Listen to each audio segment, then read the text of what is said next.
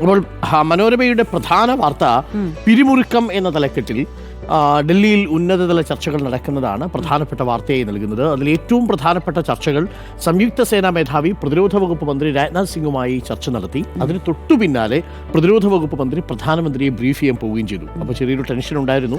ഒരുപക്ഷെ രാത്രിയിൽ നമ്മളന്ന് ബലാക് ഹോട്ടൽ കണ്ടതുപോലെ എന്തെങ്കിലും സർജിക്കൽ സ്ട്രൈക്കിനുള്ള സാധ്യതയുണ്ടോ എന്നാണ്. ഏതായാലും നിയന്ത്രണ രേഖയിൽ ഇന്ത്യ പാക് വെടിവയ്പ് തുടരുകയാണ്.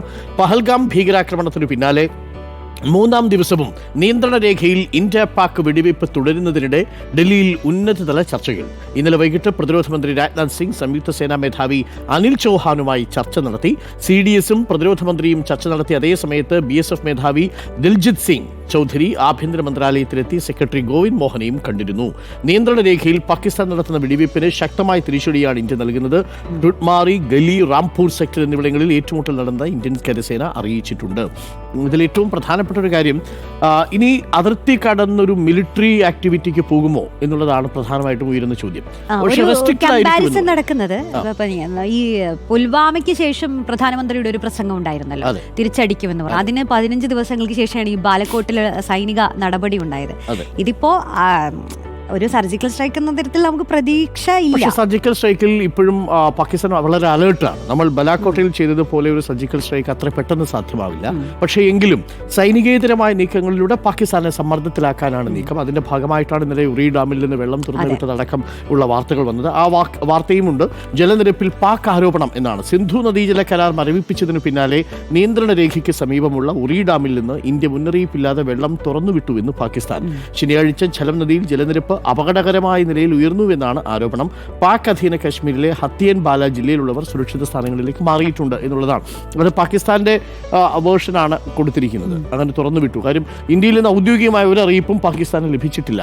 ആയുധമില്ലാതെ ഒരു തിരിച്ചടി അത് ഭയങ്കരമായ പ്രതിസന്ധി ഉണ്ടാക്കും, വലിയ പ്രതിസന്ധി ഉണ്ടാക്കും. മാത്രമല്ല എപ്പോൾ വെള്ളം വരുന്നു, എപ്പോൾ കൃഷി ഇറക്കാൻ പറ്റും എന്ന് ആശങ്കയിൽപ്പെട്ടു നിൽക്കുന്ന കർഷകർക്ക് വലിയ ബുദ്ധിമുട്ടുണ്ടാക്കുന്ന വിഷയമാണ്. അത് സർക്കാരിനെതിരെയുള്ള സമ്മർദ്ദമായി തീരും. അവിടെയാണെങ്കിൽ ഇപ്പോഴുള്ളത് ഒരു അൺപോപ്പുലർ ഗവൺമെന്റ് ആണ്, ഷഹബാസ് ഷെരീഫിന്റെ. അപ്പോൾ ആ അൺപോപ്പുലർ ഗവൺമെന്റിനെ കൂടുതൽ ജനവിരുദ്ധമാക്കാനേ ആ നടപടി സഹായിക്കൂ. നമ്മൾ ചെയ്യുന്നതും അതാണ്. സൈനികേതരമായ ഒരു നീക്കം അവിടെ നടത്തുന്നു എന്നുള്ളതാണ്. മാതൃഭൂമിയുടെ ലീഡ് എന്താ? മാതൃഭൂമിയും അത് തന്നെ. മിസൈൽ പരിശീലനവുമായി നാവികസേന തൊടുക്കാൻ എന്നുള്ളതാണ് ടൈറ്റിൽ. ഡൽഹിയിൽ നിർണായക നീക്കങ്ങൾ, അന്വേഷണം NIA ഏറ്റെടുത്തു. തെളിവ് ശേഖരണവും മൊഴിയെടുപ്പും നടക്കുന്നു. സംയുക്ത സേനാ മേധാവി പ്രതിരോധ മന്ത്രിയെ കണ്ടു. നിഷ്പക്ഷ അന്വേഷണത്തെ പിന്തുണയ്ക്കുമെന്ന് ചൈന. ഒപ്പം രക്തം തിളയ്ക്കുന്നു എന്ന് പറയുന്ന പ്രധാനമന്ത്രി ഇന്നലെ മൻ കി ബാത്തിൽ പറഞ്ഞതിന്റെ 4-5 വരികൾ കൊടുത്തിട്ടുണ്ട്. ഉറി ഡാം തുറന്നു എന്നുള്ള വാർത്തയും അതിൽ തന്നെ വന്നു. ദേശാഭിമാനിയിൽ യുദ്ധമേഘം എന്ന തലക്കെട്ടിലാണ് ആ വാർത്ത ഉള്ളത്. അതിർത്തിയിൽ എന്തും സംഭവിക്കാവുന്ന സാഹചര്യം എന്നാണ് ദേശാഭിമാനി വിലയിരുത്തുന്നത്. സംയുക്ത സേനാ മേധാവിയുമായി ചർച്ച നടത്തിയ ശേഷം പ്രതിരോധ മന്ത്രി രാജ്നാഥ് സിംഗ് പ്രധാനമന്ത്രിയെ കണ്ടു.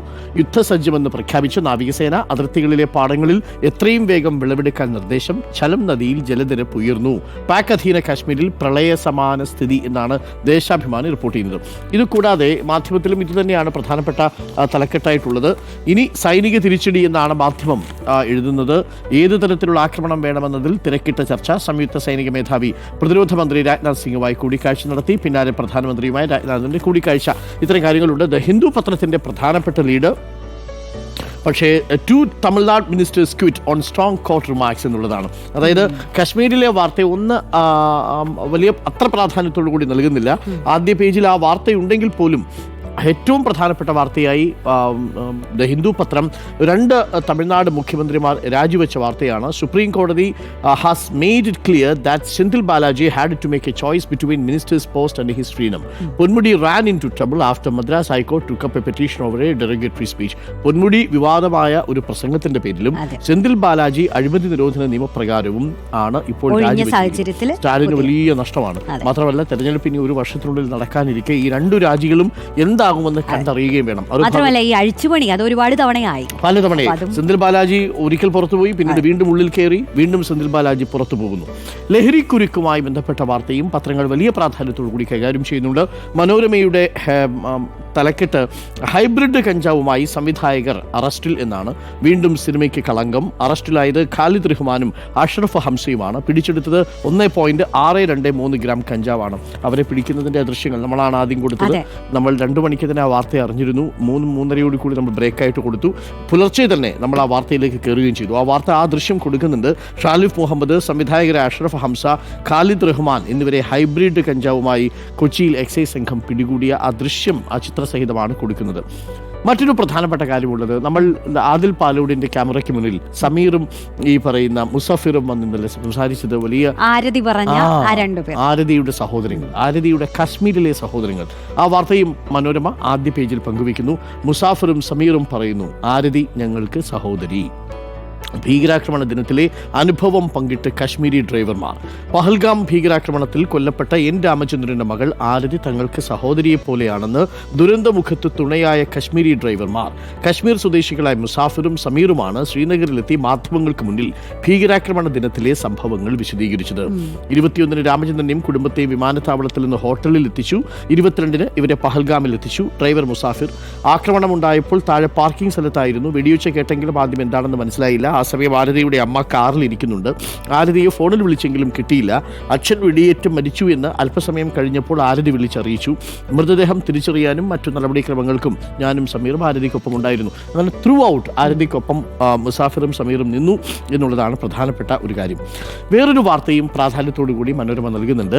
അത് അത്താഴ നയതന്ത്രം പാളി എന്നാണ്. മുഖ്യമന്ത്രിയുടെ ഗവർണർമാർ പിന്മാറി. മാതൃഭൂമിയിൽ മറ്റെന്താണ്? മാതൃഭൂമിയിലെ ഇന്നലെ നമ്മുടെ PK ശ്രീമതിയുമായി ബന്ധപ്പെട്ട ആ ഒരു വാദം വൈരുദ്ധ്യാത്മകം എന്ന് പറയുന്നതാണ് ടൈറ്റിൽ. സംസ്ഥാന സെക്രട്ടേറിയറ്റ് യോഗത്തിൽ പങ്കെടുക്കുന്നതിൽ നിന്ന് PK ശ്രീമതിയെ മുഖ്യമന്ത്രി വിലക്കിയെന്ന വാർത്തയിൽ പ്രതിരോധത്തിലായി CPM. മാതൃഭൂമി വാർത്തയെ തുടർന്ന് PK ശ്രീമതിയും MV ഗോവിന്ദനും MA ബേബിയും പ്രതികരണവുമായി എത്തിയെങ്കിലും വിലക്കിൽ അത്ര വ്യക്തമല്ല കാര്യങ്ങളെന്നാണ് പറയുന്നത്. അത് മാതൃഭൂമിയുടെ വാർത്തയായിരുന്നു. അപ്പോൾ അത് മാതൃഭൂമി പിൻവലിക്കണമെന്നൊക്കെ PK ശ്രീമതി പറയുകയുണ്ടായി. പക്ഷേ അതിൽ MV ഗോവിന്ദൻ ഒരു വിശദീകരണം നൽകി. അതിന് നേരെ ഘടകവിരുദ്ധമെന്ന് തോന്നിക്കാവുന്ന ഒരു റെസ്പോൺസ് MA ബേബിയും നൽകി. എന്തായാലും PK ശ്രീമതിക്ക് സെക്രട്ടേറിയറ്റിൽ പങ്കെടുക്കാമോ ഇല്ലയോ എന്നുള്ളതാണ് അടുത്ത സംസ്ഥാന സെക്രട്ടേറിയറ്റ് നടക്കുമ്പോൾ നമുക്ക് കാണാം. ഈ കാകദൃഷ്ടി എന്ന് പറയുന്നതേ, മുഖ്യമന്ത്രി വിളിച്ച വിരുന്നിൽ നിന്ന് ഗവർണർമാർ പിൻവാങ്ങി എന്ന് പറയുമ്പോൾ കാകദൃഷ്ടി പറയുന്നു സേവനം നൽകാതെ വിരുന്ന് കൈപ്പറ്റില്ലെന്നാണ് പറയുന്നത്. അത് കൗതുകകരമായ ഒരു ആണ്. അതുപോലെ കുഞ്ചിക്കുറിപ്പിലുണ്ട്. PK ശ്രീമതി തന്നെയാണ് വിഷയം. PK ശ്രീമതി സംസ്ഥാന സെക്രട്ടേറിയറ്റിൽ പങ്കെടുക്കുന്നത് വിവാദത്തിൽ. ഡൽഹിയിൽ എന്തെല്ലാം ചെയ്യാൻ കിടക്കുന്നു എന്നാണ് പറഞ്ഞിരിക്കുന്നത് എന്ന് പിണറായി വിജയൻ പറഞ്ഞതായിട്ടാണ് വാർത്തയുള്ളത്. ഇപ്പോൾ ഇതൊക്കെയാണ് പ്രധാനപ്പെട്ട വാർത്തയായി നിൽക്കുന്നത്. വിഴിഞ്ഞം 2ാം ഘട്ടം മെയ്യിൽ തുടങ്ങുന്നു എന്ന വാർത്തയും ദേശാഭിമാനിയിലുണ്ട്. അന്താരാഷ്ട്ര തുറമുഖത്തിന്റെ 2ാം ഘട്ട നിർമ്മാണം മെയ്യിൽ തുടങ്ങും. ഉദ്ഘാടനം മുഖ്യമന്ത്രി പിണറായി വിജയൻ നിർവഹിക്കും. 2ാം തീയതിയാണ് അത് കമ്മീഷൻ ചെയ്യാൻ പോകുന്നത്. പ്രധാനമന്ത്രി വരുന്നു എന്നുള്ളതാണ് പ്രധാനപ്പെട്ട കാര്യം. നമ്മുടെ ലിവർപൂൾ ചാമ്പ്യന്മാരായിട്ടുണ്ട് കേട്ടോ, ഇംഗ്ലീഷ് പ്രീമിയർ ലീഗ്. വലിയ വാർത്തയായിരുന്നു. കരളിലെ കപ്പ് എന്നാണ് മാതൃഭൂമി കൊടുത്തിട്ടുള്ളത്. മാധ്യമത്തിൽ ചുകപ്പേ എന്നാണ്. ഇംഗ്ലീഷ് പ്രീമിയർ ലീഗ് കിരീടം ലിവർപൂളിന് ചുകപ്പേ എന്ന തലക്കെട്ടോടുകൂടിയാണ് കൊടുത്തിരിക്കുന്നത്. മനോരമയിൽ നമുക്ക് ലിവർപൂളിന്റെ വിജയം എങ്ങനെയാണ് കൊടുത്തിരിക്കുന്നത് എന്ന് നോക്കാം. മനോരമയിൽ റെഡ് സല്യൂട്ട് എന്ന തലക്കെട്ടാണ് കൊടുത്തിരിക്കുന്നത്. ലിവർപൂളിന് ഇംഗ്ലീഷ് പ്രീമിയർ ലീഗ് ഫുട്ബോൾ കിരീടം. 4 മത്സരം ബാക്കി നിൽക്കെ 15 പോയിന്റ് ലീഡിലാണ് ലിവർപൂൾ ചാമ്പ്യന്മാരായത്. അപ്പോൾ പ്രിയപ്പെട്ടവരെ, ഇതൊക്കെയാണ് പ്രധാനപ്പെട്ട പത്രവാർത്തകൾ. മറ്റൊരു ചിത്രത്തെ കുറിച്ച് ഒന്ന് പറഞ്ഞോട്ടെ. അതായത് നമ്മുടെ MA ബേബി ഇന്നലെ മാധ്യമങ്ങളോട് സംസാരിക്കുമ്പോൾ അതെ കൊച്ചുമകൻ റാനിനെ തോളിലേറ്റിയിട്ടാണ് സംസാരിച്ചത്. അപ്പൊ നമ്മൾ പൊതുവേ നമുക്കറിയാലോ, പാർട്ടി രാഷ്ട്രീയ നേതാക്കളൊക്കെ പുലർത്തുന്ന ഒരു ശരീരഭാഷ, അപ്പോൾ മാധ്യമങ്ങളെ അഭിസംബോധന ചെയ്യുമ്പോഴൊക്കെ അത് വേറൊരു രീതിയാണ്. പക്ഷെ വളരെ വ്യത്യസ്തമായി കൗതുകമായി ഇന്നലെ നമ്മൾ കണ്ടൊരു ദൃശ്യം. അത് വളരെ സ്വാഭാവികമായിട്ടാണ് MA ഏതെങ്കിലും തരത്തിലൊരു പ്രചരണത്തിന്റെ ഭാഗമായിട്ടായിരുന്നു. സാധാരണ അത്തരമൊരു ഫോട്ടോ ഇമേജിംഗ് ആണല്ലോ ആളുകൾ നോക്കുക.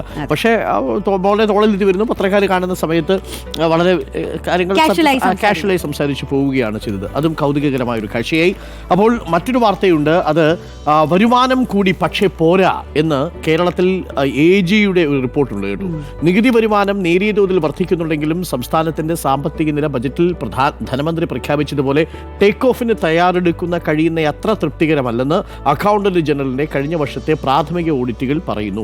പ്രാഥമിക ഓഡിറ്റുകളാണ്, പക്ഷേ എങ്കിലും കണക്കുകൾ പറയുന്നത് കഴിഞ്ഞ 5 വർഷത്തെ കണക്കുകൾ അനുസരിച്ച് GST, stamp duty, land revenue വരുമാനങ്ങൾ തുടക്കത്തിൽ വളരെ ഉയർന്ന നിരക്കിലായിരുന്നെങ്കിൽ കഴിഞ്ഞ വർഷത്തെ ഇത് പോരാ എന്നാണ് പറയുന്നത്. അത്ര ഒരു ടേക്ക് ഓഫ് എന്ന് പറയാറായിട്ടില്ല എന്നുകൂടി AG റിപ്പോർട്ട് പറയുന്നു. അപ്പോൾ ഇതൊക്കെയാണ് പ്രധാനപ്പെട്ട വാർത്തകൾ നിറഞ്ഞു നിൽക്കുന്നത്. അപ്പോൾ ഇനി അങ്ങോട്ട് നമ്മൾ ചൂടുള്ള വാർത്തകളിലേക്ക് കടക്കാം. അതെ.